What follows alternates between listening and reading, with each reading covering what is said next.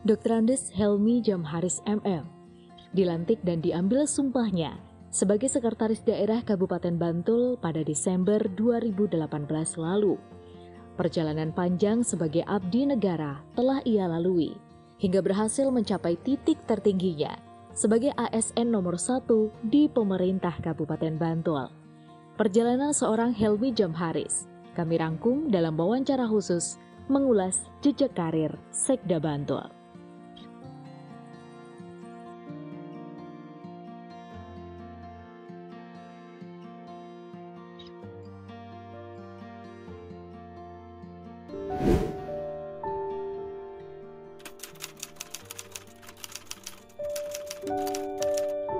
Alhamdulillah, saya masuk sebagai CPNS itu di tahun 1986.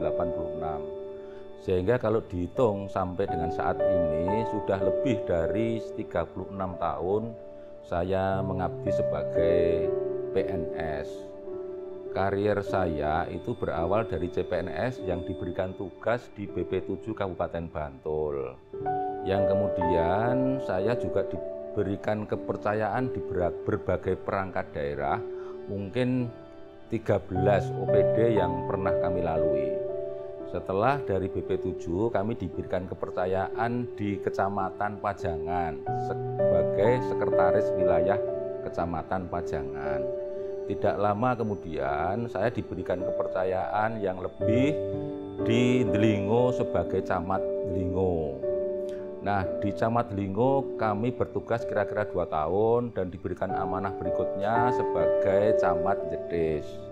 Kira-kira 2 tahun kemudian kami juga diberikan amanah di kecamatan yang lain, yakni Kecamatan Banguntapan. Lalu 2 tahun kemudian saya diberikan amanah sebagai Camat Sewon sejak 2002 sampai dengan 2007. Setelah itu kami diberikan kepercayaan yang lebih luas oleh Bupati Bantul. Saat itu Bapak Idham Samawi, saya sebagai Kepala Bagian Pemerintahan Desa. Lalu dari Pemerintahan Desa, saya diberikan tugas sebagai Kepala Bagian Kepegawaian.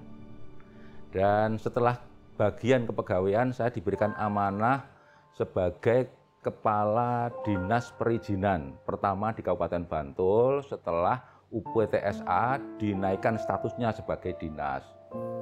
Nah, setelah di Dinas Perizinan, saya diberikan tugas sebagai Kepala DPKAD pada saat itu yang mengurusi keuangan. Tidak lama di situ saya diberikan amanah sebagai staf ahli Bupati bidang sumber daya manusia dan kemasyarakatan dan SDM. Lalu setelah itu saya diberikan tugas sebagai Sekretaris DPRD. Cukup lama, kira-kira 6 tahun berjalan dan diberikan amanat sebagai Asisten 1. Asisten 1 sampai dengan 2018 saya diberikan tugas sebagai Sekretaris Daerah yang dilantik pada 7 Desember 2018. Dan masa jabatan itu akan berakhir di akhir tahun 2022 ini, sehingga 1 Januari 2023 kami akan memasuki masa pensiun. Itulah liku-liku karier dan masa jabatan yang kami laksanakan. Tentunya ini semua atas izin Allah dan juga atas dukungan dari semua pihak yang bisa melakukan kerjasama dengan kami sehingga semua kegiatan di tempat-tempat saya bertugas bisa berjalan dengan baik dan lancar.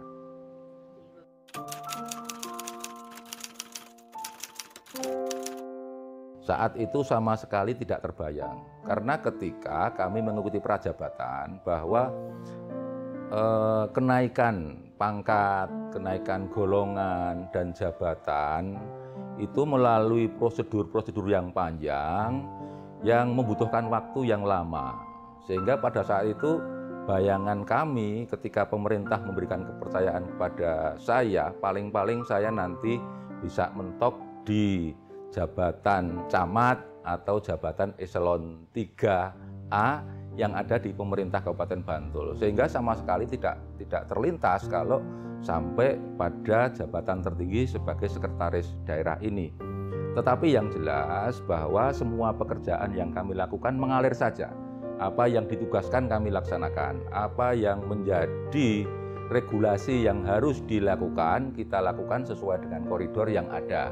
Artinya tidak melakukan rekayasa, tidak melakukan hal-hal yang bisa menghambat jalannya roda pemerintahan, sekaligus juga merusak citra sebagai pegawai negeri sipil di Kabupaten Bantul. Sekali lagi, sama sekali kami tidak punya bayangan akan sebagai sekretaris daerah di Kabupaten Bantul ini.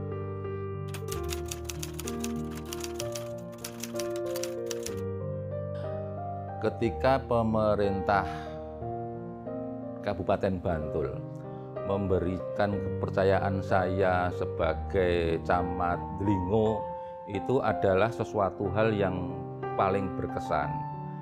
Karena kami sebelumnya tidak pernah memiliki bayangan akan dipercaya memimpin sebuah wilayah yang pada saat itu camat memang berposisi sebagai kepala wilayah yang kemudian harus mengkoordinasikan Forkompimcam atau dulu namanya Muspika.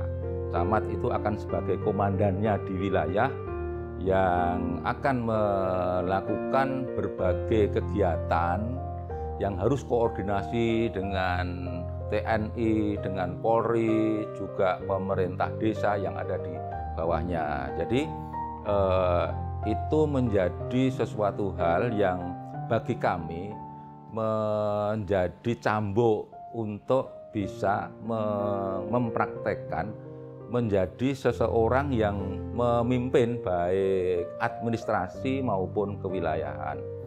Nah, hal yang sangat berkesan ketika kami diberikan amanah di Kecamatan Delingo itu, dari Kecamatan Pajangan saya mencoba wilayah Kecamatan Delingo itu seperti apa gitu.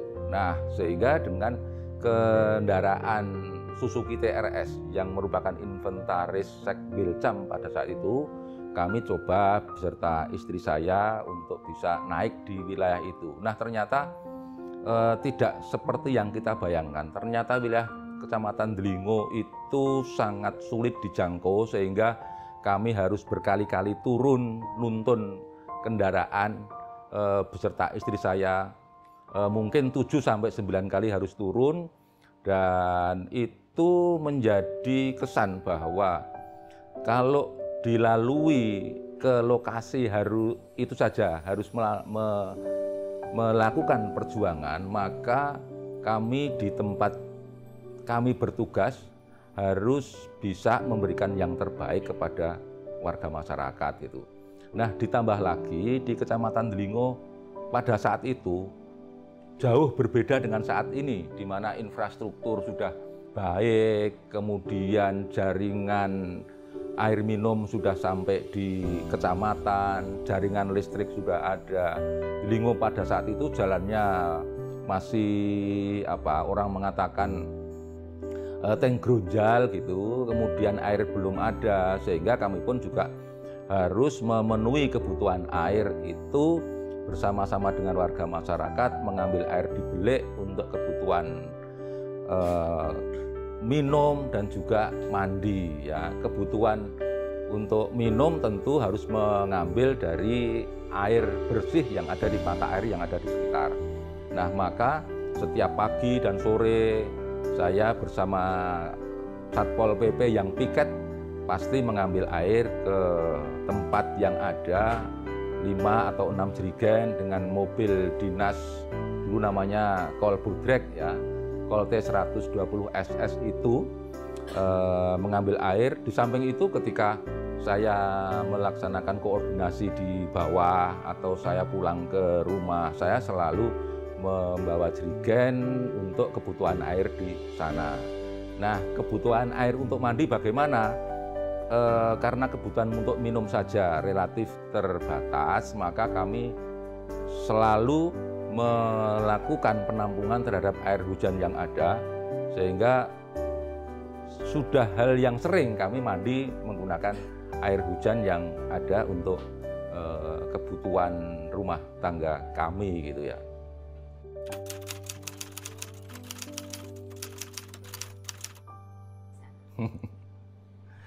Ada sih. Ini bukan saya, tapi istri saya. Istri saya saat itu kan sebagai ASN juga bertugas di Kecamatan Piyungan. Jadi setiap pagi itu naik kol dari rumah dinas sampai ke Kecamatan Piyungan tidak bisa langsung. Tetapi ketika perjalanan itu harus mampir keliling ke wilayah desa Jatimulyo untuk mengambil penumpang-penumpang yang beragam. Jadi sering juga istri saya itu naik kol gitu bersama dengan kambing, bersama dengan ayam. Pokoknya pedagang yang ada di situ yang akan turun ke Yogyakarta lewat Kecamatan Piyungan. Dan kemudian nanti pulangnya juga sama karena pedagang yang ada di bawah yang berasal dari Dringo kan beragam ya. Artinya apa yang terjadi saat itu ya dilalui dengan penuh senangan hati, yang jelas penuh dengan hati.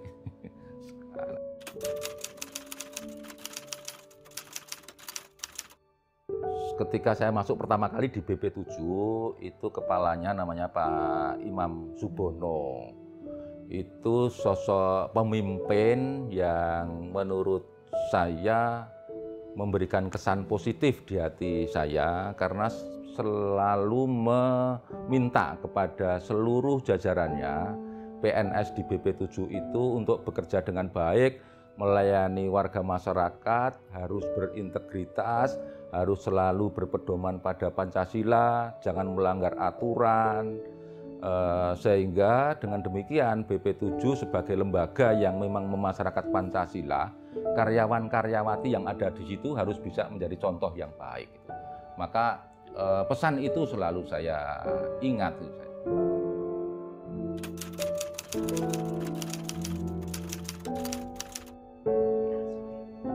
Yang jelas gini, Sekda dalam kesehariannya itu tentu memiliki banyak kesibukan dari A sampai Z yang beragam. Kami memiliki sekpri dan juga driver. Saat ini sekpri diampu oleh Mas Anas dan Mas Husni yang selalu mencatat, selalu menampung aspirasi dari berbagai kalangan untuk bisa mengagendakan kegiatan saya, mengagendakan surat-surat yang masuk, dan juga mengatur jadwal kegiatan saya. Dua sosok ini menurut saya memiliki kontribusi yang sangat besar yang bisa menjaga eksistensi saya sebagai sekretaris daerah. Yang kedua, Saudara Munir atau Pak Munir yang selalu mengantar, sebagai driver yang selalu mengantar saya, menjemput saya di rumah, kemudian di tengah-tengah jam kerja menghantarkan kemanapun kegiatan itu dilaksanakan sampai akhirnya sore kembali ke rumah. Artinya sosok sekpri dan juga driver itu bagi saya sebagai sahabat kami, juga sebagai penolong kami yang selalu meringankan berbagai aktivitas di sekretariat daerah ini gitu. Oleh karena itu tentu kami nanti suatu saat akan selalu merindukan kebersamaan dengan mereka gitu, agar ya rasa kangen itu bisa terobati gitu ya.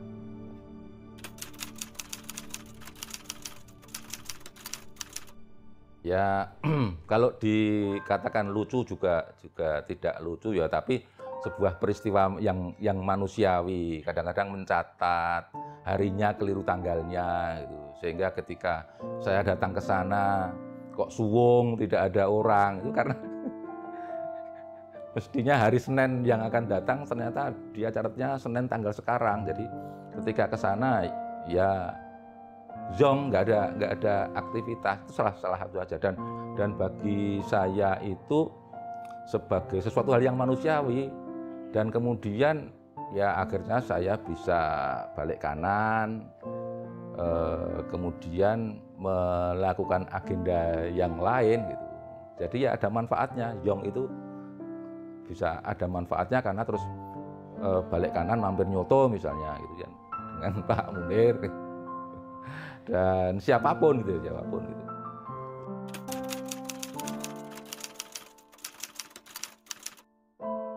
Ya, yang jelas nilai kebersamaan dan kegotong royongan. Saya 100% menyadari bahwa seorang pimpinan itu tidak bisa sukses sendirian. Kesuksesan itu sukses bersama, sukses itu harus diraih melalui koordinasi, melalui komunikasi dan konsolidasi. Sehingga kebersamaan itu sangat penting untuk bisa saling mengisi satu sama lain. Maka teamwork apapun yang ada di dalam penyelenggaraan pemerintahan daerah ini harus dijaga agar ritme-ritme yang ada, kemudian target-target kinerja yang telah ditetapkan itu bisa diraih bersama. Sekali lagi, kebersamaan itu menjadi sesuatu hal yang sangat penting.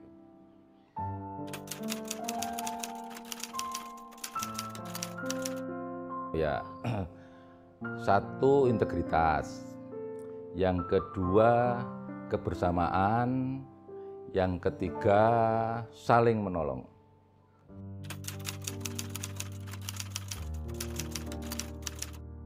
Jadi seluruh ASN yang ada di Kabupaten Bantul khususnya penting untuk memahami visi dan misi yang telah ditetapkan oleh pemerintah Kabupaten Bantul. Visi dan misi itu akan menjadi pedoman pelaksanaan tugas.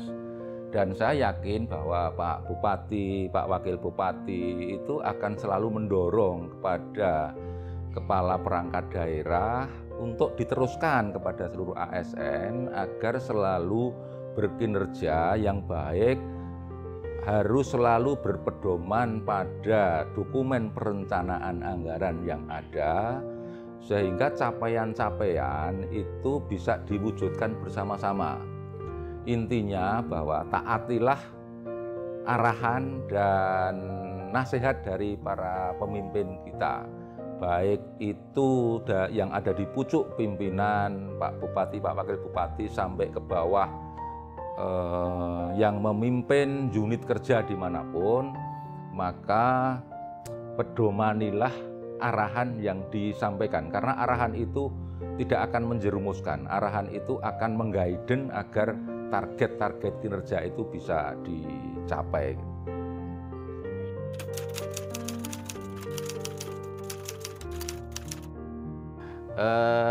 Saya kira calon sekda yang akan datang sudah memahami bagaimana seorang pimpinan yang baik itu. Yang pertama tentu diharapkan bisa mengayomi, kemudian bisa memberikan rasa nyaman, dan kemudian yang ketiga menjaga kekompakan. Itu semua penting agar bisa menjaga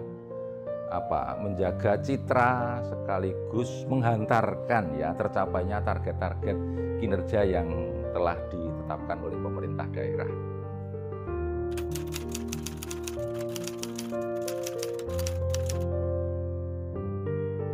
Ya, harapan untuk Kabupaten Bantul tentunya sesuai dengan visi pemerintah Kabupaten Bantul, terwujudnya masyarakat yang harmonis, sejahtera dan berkeadilan.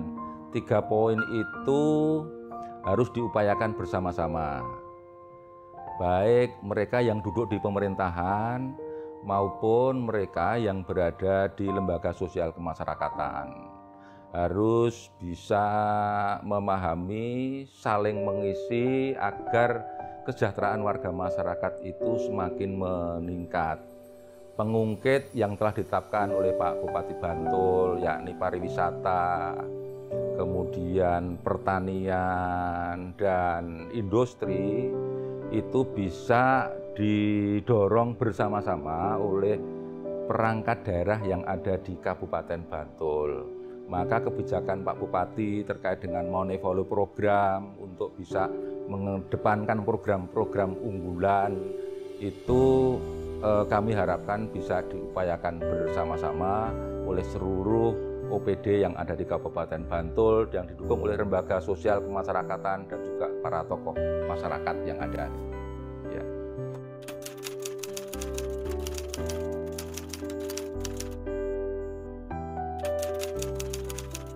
Masak sarapan, pakai garpu, sepatu ket, pakai batik, prasmanan, naik motor, bersih, teh, laptop, lupa nggak bawa dompet, surat manual, offline, makan bersama keluarga. Ya.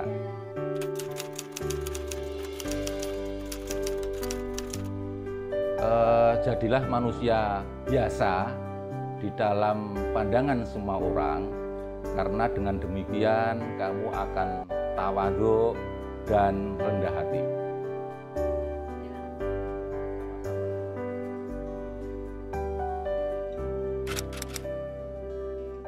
Bapak Sekda, Bapak Dr. Andes Helmi Jamharis MM itu orang yang humble, sederhana, amanah, dan punya integritas yang tinggi. Salut untuk beliau. Pak Helmi adalah seorang sekda yang orang yang sabar sekali menurut saya dan tidak pernah marah beliau. Sangat sederhana dan sangat memperhatikan keluhan-keluhan teman-teman kalau ada permasalahan di OPD masing-masing. Luar biasa, saya sangat salut dengan Pak Helmi. Pak Sekda itu kalau menurut kami selama ini itu beliau adalah orang yang baik, nggak pernah marah, humble, kemudian mendengarkan keluhan dari anak buah. Itu yang kami tangkap selama ini, selama kami bergaul dengan beliau. Bapak Dr. Andes Helmi Jamharis MM adalah sosok yang luar biasa bagi saya, sosok yang penuh ketauladanan dengan kesederhanaan dan penuh inspiratif. Pak Sekda, Pak Helmi Jamharis itu kebetulan dulu masuknya pegawai hampir sama dengan saya. Orangnya santun, pendiam, ramah, dan dengan siapapun dia itu istilahnya jawil atau gampang bergaul, tidak membedakan dengan rakyat biasa, baik staf maupun masyarakat biasa. Pak Sekda itu pemimpin yang sabar, kebapaan, dan solutif. Selama ini selalu saya kenal sebagai orang yang sangat sabar, selalu mengayomi kami, dan juga selalu memberi contoh yang sangat baik pada kami, sehingga kami sangat merindukan sosok Pak Sekda di masa yang akan datang. Bagi saya, Pak Sekda, Pak Dr. Andes Helmi Jamharis MM adalah orang yang baik, orang yang taat, orang yang patuh, yang jujur, dan juga baik kepada sesama. Pak Sekda adalah sosok yang kebapakan. Dekat dengan beliau, rasanya tentrem, ayem, seperti dekat dengan orang tua kita sendiri.